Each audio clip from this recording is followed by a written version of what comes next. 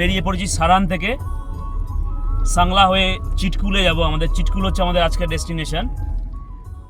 নমস্কার বন্ধুরা, স্বাগত জানাই আমার চ্যানেলের আরও একটি নতুন ব্লগ। সারহানের ভীমাকালী মন্দির আর শ্রীখণ্ড মহাদেব কৈলাসকে বিদায় জানিয়ে আমাদের যাত্রা শুরু হচ্ছে কিন্নর উপত্যকার এক অন্যতম সুন্দর ভ্যালির দিকে, সাংলা ভ্যালি। এই পথে রয়েছে বিপদ এবং প্রকৃতির চরম সৌন্দর্যের এক অদ্ভুত মিশেল। সারহান থেকে সাংলার দূরত্ব প্রায় 83 কিলোমিটার এবং সময় লাগবে 3 থেকে 4 ঘন্টা। চলুন আর দেরি না করে আমাদের আজকের অ্যাডভেঞ্চার শুরু করা যাক। সারহান বেশ উঁচুতে অবস্থিত, তাই মেন হাইওয়েতে উঠতে গেলে আমাদের এখন অনেকটা নিচে নামতে হবে। আমরা এখন চলে এসেছি জেউরি। এখান থেকে আমরা ধরব বিখ্যাত হিন্দুস্তান তিব্বত হাইওয়ে। NH5 হাইওয়ের ওপর কিছুটা যাওয়ার পরে আমরা পেলাম হ্যাপি ওয়াটারফল। এখন আমরা সারান থেকে বেরিয়ে এসেছি। সারান থেকে আমরা যাচ্ছি সাংলা। মাঝপথে একটা ওয়াটারফলস পেলাম, দেখতে পাচ্ছেন আপনারা। ওপরে জলের ভেপার আসছে, ওয়াটার ভেপার, আর এই নিচে পড়ছে জল। খুব সুন্দর ওয়াটারফলস, সাউন্ডটাও দুর্দান্ত, প্রচণ্ড গতিতে পড়ছে ওয়াটার। এখন আমরা যাচ্ছি একটি ন্যাচারাল রক টানেলের ভিতর দিয়ে। এটা মানুষের তৈরি কোনো কংক্রিটের টানেল নয়, পুরো পাহাড় কেটে পাথর খোদাই করে এই রাস্তা বানানো হয়েছে। দিনের বেলাতেও এখানে বেশ অন্ধকার। আজকে আমাদের 11 দিনের স্পিটি ভ্যালি ট্যুরের দ্বিতীয় দিন। তারিখ হচ্ছে 17 অক্টোবর 2025 এবং ঘড়িতে এখন সময় ঠিক 11:35। রাস্তায় পড়েছিল রক টানেল, অসাধারণ ভিউ রক টানেলের। আর রাস্তার ডান দিকের বাঁ দিকের ভিউ তো আরও ভালো। মনে হবে যেন এটা নেভার এন্ডিং হোক এই লং ড্রাইভটা। তাই আপনাদের আসতেই হবে এই স্পিটি ভ্যালির এই ট্যুরে। একটু হয়তো জার্নি হবে, পরপর অনেক দিন গাড়িতে ঘুরতে হবে। এখন আমরা সেই বিখ্যাত হিন্দুস্তান তিব্বত হাইওয়ে বা NH5 ধরে চলছি। একে কিন্নর ভ্যালির লাইফ লাইন বলা হয়। একদিকে খাড়া পাহাড় আর অন্য পাশে শতদ্রু নদীর গভীর খাদ।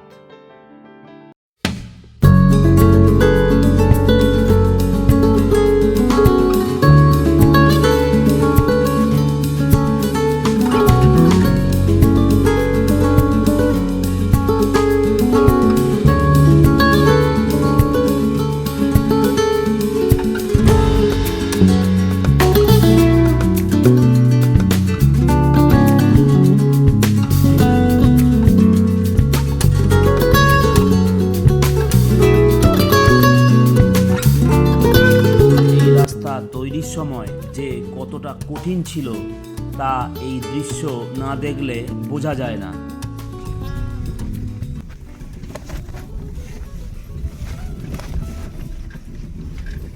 এর নিচে এখন সুতলেজ রিভার বাঁদিকে আমাদের, আর অফ রোড দিয়ে আমরা যাচ্ছি এখন। দেখতে পাচ্ছেন রাস্তাটা কীরকম অবস্থা। সামনে একটা গাড়ি আছে, এদিকে বোল্ডার সব ভেঙে ভেঙে পড়েছে, ল্যান্ডস্লাইড হয়েছে।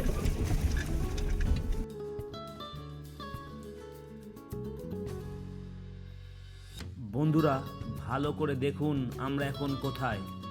আমরা এখন প্রবেশ করেছি কিন্নরের সেই বিখ্যাত হ্যাঙ্গিং ক্লিফ এরিয়াতে। একে তারান্ডা ঢাঙ্কো বলা হয়। ভালো করে রাস্তার ওপরের দিকটা তাকান, মনে হচ্ছে বিশাল পাহাড়টা যেন আমাদের গাড়ির ওপর ঝুলে আছে। আকাশ দেখা যাচ্ছে না, শুধু পাথরের ছাদ।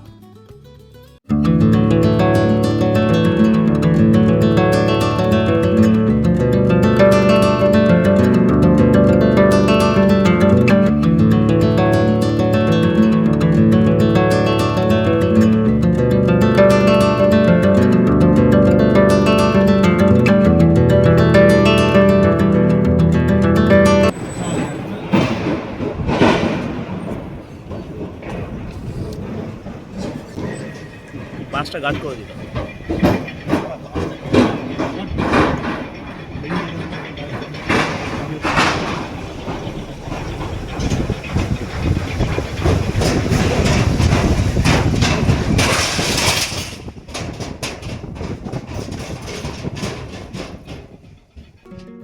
সতলুজ বা শতদ্রু নদীর ওপর দিয়ে ওয়াংটু ব্রিজ পার করার পরে এতক্ষণ শতদ্রু নদী আমাদের বাঁ দিকে ছিল, এখন চলে এলো ডান দিকে। এরপরে আমরা ধীরে ধীরে এগিয়ে চললাম কারচামের দিকে। যত এগিয়ে যাচ্ছি ততই সবুজের সমাহার বাড়তেই থাকছে। ডান দিকে শতদ্রু বা সুতলেজ নদী, আর আমরা এগিয়ে চলেছি সাংলা ভ্যালির দিকে। অসাধারণ এক জার্নি, অসাধারণ তার অনুভূতি, অসাধারণ এই প্রাকৃতিক সৌন্দর্য।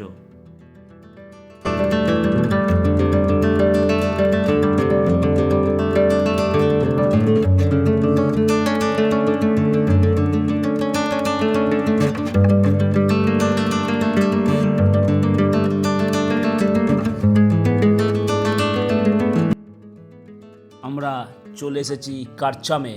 এখানে রাস্তা দুভাগে ভাগ হয়ে যায়। সোজা রাস্তা চলে গেছে রেকংপে এবং স্পিতির দিকে, আর আমরা এই ব্রিজ পার হয়ে বাঁদিক বাসপা নদীর ধার ধরে আমরা এগিয়ে যাব সাংলার দিকে। সতলুজ নদীকে এখান থেকে আমরা বিদায় জানাবো। দূরে ওই দেখুন তুষার শুভ্র কিন্নর কৈলাস, রাস্তার দুপাশে অজস্র আপেল বাগান। অবশেষে আমরা এসে পৌঁছালাম বাসপা ভ্যালির প্রাণকেন্দ্র সাংলায়। কারচাম থেকে সাংলার দূরত্ব প্রায় 18 থেকে 20 কিলোমিটার। এখানকার উচ্চতা প্রায় 8,900 ফুট। আজকের এই সারাহান থেকে সাংলা পর্যন্ত জার্নি ছিল এক কথায় অসাধারণ। ভয়ঙ্কর রাস্তা, ঐতিহাসিক নদী আর প্রকৃতির সবুজ সৌন্দর্য। এখানকার বাড়িগুলোর স্থাপত্যশৈলী একদম আলাদা, কাঠের তৈরি, খুবই সুন্দর। বাতাসের ঠান্ডা ভাবটা এখন বেশ টের পাওয়া যাচ্ছে। সাংলা নামটি এসেছে স্থানীয় ভাষা সাং থেকে, যার অর্থ আলোর দেশ। আমরা এখন এসছি সাংলাতে। ভিউটা আপনারা দেখতে পাচ্ছেন পিছনে, কি ভিউ দেখা যাচ্ছে, আর কিছু বলতে হবে না আশা করি। এই হচ্ছে আপেল গাছ, এগুলো সবই আপেল গাছ। এখন এখানে আপেলগুলো উঠে গেছে, মানে তোলা হয়ে গেছে। আমরা এরপরে এখান থেকে ট্রেক করে যাব এই রাস্তা ধরে ধরে কামরু ফোর্ট যাব। আর তার আগে পিন্টুদাকে আমি রিকোয়েস্ট করব, ওই পাহাড়ের চূড়ায় জমে থাকা বরফের ওই চাদরটা এই যে দেখুন, আপনারা একটু যদি দেখেন এই বরফের চাদরগুলো খালি চোখে দেখতে নির্দ্বিধায় বলতে পারি বিভোর হয়ে আছি। জাস্ট মনে হচ্ছে কেউ হিপনোটাইজ করে দিয়েছে। এই যে অসাধারণ ওয়েদারটা আমরা খুব ভালো পেয়েছি। এই যে রাস্তার উপর আপেল পড়ে আছে।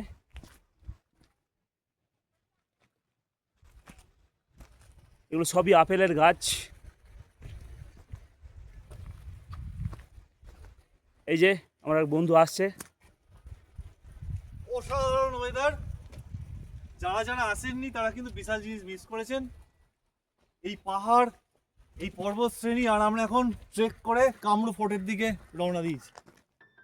পথে দেখা হলো মনোহর নেগি, একজন স্থানীয় বাসিন্দার সাথে।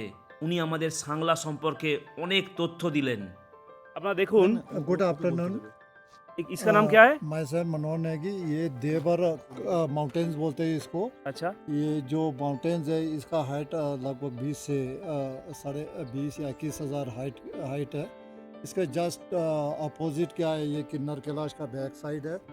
और इस पे आज तक कोई भी जो माउंटेनियर्स है वो भी नहीं चढ़ पाया। हाँ। आर्मी, ITBP बहुत लोगों ने प्रयास किया, कोई भी इसके ऊपर एकदम नहीं चढ़ एकदम सकता है।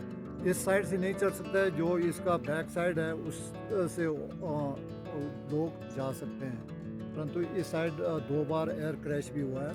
उन्होंने इसके ऊपर से जब जाना था तो 2 बार का, ये काफ़ी पहले का है। तो तो इसमें ये सांगला वैली, ये जो सांगला आपको वैली। सांगला वैली के नाम से, इसमें 7 गांव है। चासू है, आपका कामरू है, उसके बाद सांगला है, हाँ। उसके बाद बटसेरी गांव है, और उसके बाद रक्षमन चितपुर। ये 7 गांव एक वैली बनता है, सांगला वैली। अच्छा। तो इससे आगे क्या है कि तिब्बत बॉर्डर है, हाँ। तो जो यहाँ से लगभग 80-90 किलोमीटर दूर है, और वहाँ से तिब्बत का बॉर्डर है। अच्छा। तो ये जो वैली है बहुत सुंदर है, यहाँ गार्डन बहुत होते हैं सेब के, इससे विख्यात है। ये एशिया में जो डिस्ट्रिक्ट किन्नौर है, इकोनॉमी में 6वां नंबर आता है, 6 नंबर पे। अच्छा। और कई नाशपाती है, आपका चुली है, बैमी है, इस तरह कई यहाँ पे फ्रूट्स है। और यहाँ पे लोकल ग्रेन्स है, यहाँ पे जो एंटी डायबिटिक होता है खामरा, ओगला वो उपवास में रखते हैं। चलाई ये यहाँ का स्वीट डिश फेमस होता है। तो यहाँ पे बहुत सारी चीज़ें हैं, और वो यहाँ के लोग बहुत इनोसेंट हैं, तो जो भी बाहर से लोग आते हैं वो बहुत रिस्पेक्ट करते हैं। ये हमारे बहुत अच्छा। Okay, thank you Manohar Negi. Manohar Nikki. তো মনোহর সাহেব আমাদের অনেক কিছু ইনফরমেশান জানালেন এবং আমরা সমৃদ্ধ হলাম। Thank you very much. Thank you very much. Once again, welcome. 2900 metre উচ্চতায় কামরু ফোর্ট। আর আপনারা আমাদের সঙ্গে আসুন, 2900 মিটার উচ্চতা। আমরা এখন ট্রেক করতে করতে উপরে যাব। অসাধারণ একটা জায়গা, আর ভিউ তো দেখতেই পাচ্ছেন কি ভিউতে আমরা হাঁটছি। কিছু বলতে লাগবে না।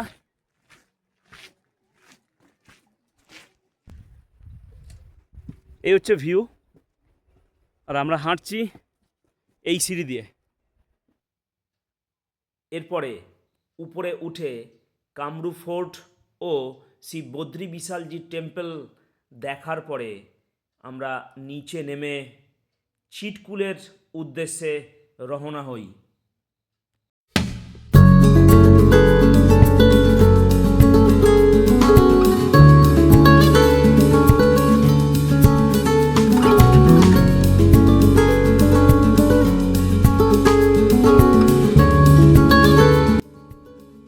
সাংলাকে বিদায় জানিয়ে আমাদের গাড়ি চলল ভারতের শেষ গ্রাম চিটকুলের উদ্দেশ্যে।